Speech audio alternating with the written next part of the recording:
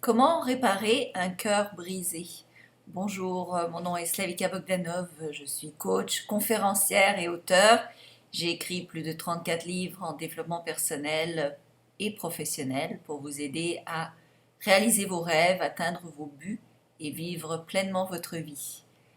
J'aimerais, s'il vous plaît, vous demander de partager cette vidéo si vous aimez le contenu afin d'en faire profiter une majorité de gens et parce que ça me motive évidemment à en faire plus et à vous offrir plus de renseignements et d'informations.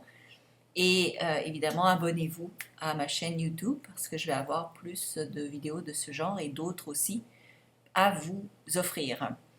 Et j'en ai déjà presque 1000, donc vous pouvez déjà en regarder pas mal, mais abonnez-vous pour ceux qui s'en viennent également.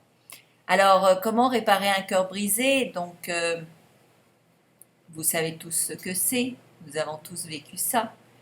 Et le cœur brisé, bon, ça se produit au moment où on a une blessure grosse, lors d'une perte de quelqu'un qui nous est cher, ou un événement qui nous attriste.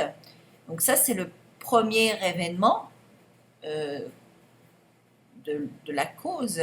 Mais par la suite, ce qui nous fait de la peine, ce qui nous tourmente, c'est bel et bien la mémoire, le rappel de cet événement non désirable, de cet événement, de ce choc et de cette tristesse. Donc, qu'est-ce qui se produit? C'est que nous allons revenir à cet événement-là, ou bien nous allons penser au moment où nous avons bon moment, par exemple, où nous avons vécu avec la personne qui nous a quittés, par exemple, ou avec qui nous avons eu une brisure. Donc, comment réparer un cœur brisé? La plupart des gens, ce qu'ils vont faire, c'est qu'ils vont tenter de se distraire. Donc, soit par l'alcool, par les sorties avec les amis, ils vont remplir leur agenda de moments, plein de moments pour essayer d'éviter de penser à cette brisure, à cette peine. Mais vous allez voir que ça ne fonctionne pas ou bien ça fonctionne d'une manière très courte. En effet, quand est-ce que l'on pense ou quand est-ce que l'on se remémore cet événement difficile? Eh bien, ça se produit dans trois occasions. Soit quand on a un moment libre, quand on n'a rien à faire et donc soudainement ça nous revient, ça nous fait mal. Ou bien le soir, avant de se coucher, on s'allonge et là soudainement on va se mettre à réfléchir et ça va nous faire de la peine. Et même dans les moments heureux, on va avoir de la peine parce qu'on va se rendre compte qu'on n'a pas cette personne-là pour les partager, pour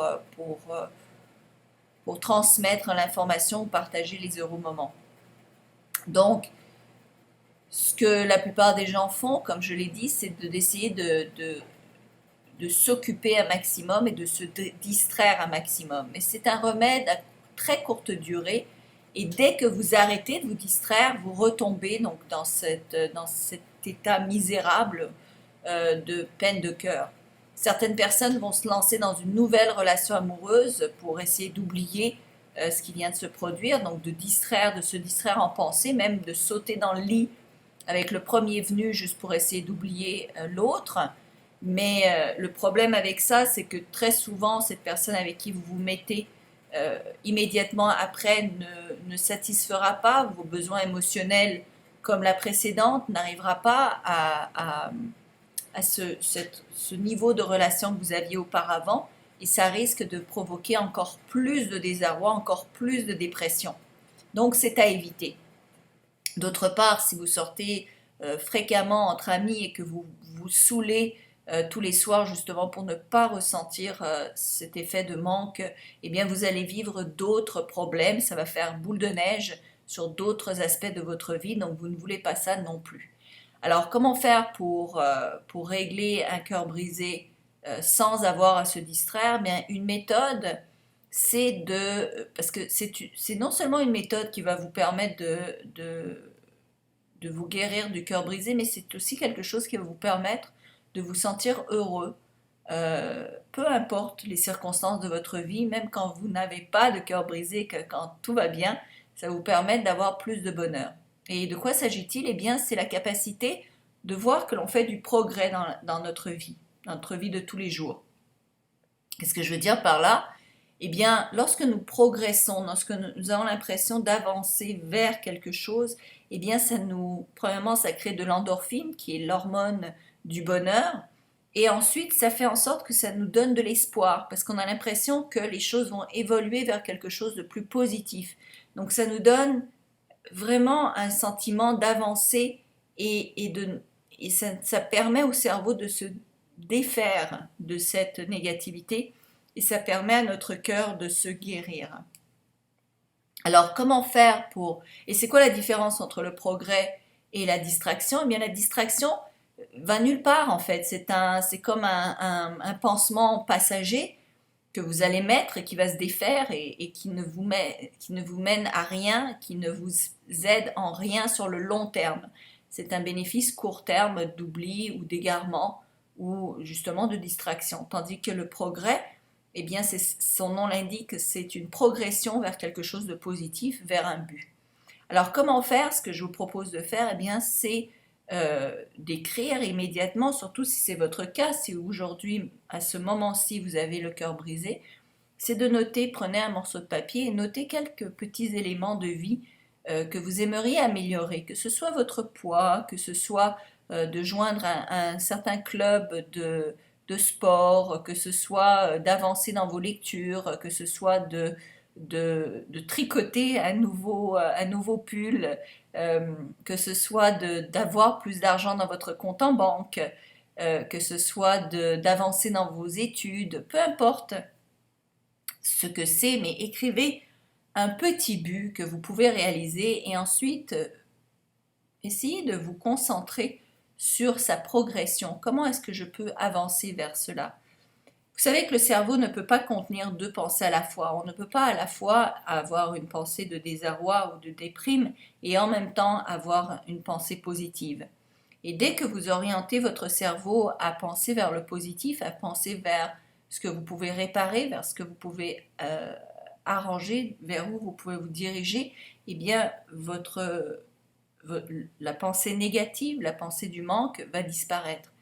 Et plus vous allez vous orienter là-dedans, plus vous allez voir des changements, plus vous allez avancer vers votre destination, vers quelque chose qui vous plaît, qui vous tient à cœur, plus vous allez vous dépasser ce sentiment de cœur brisé et plus vous allez réussir à le guérir et à le dépasser et à le surpasser.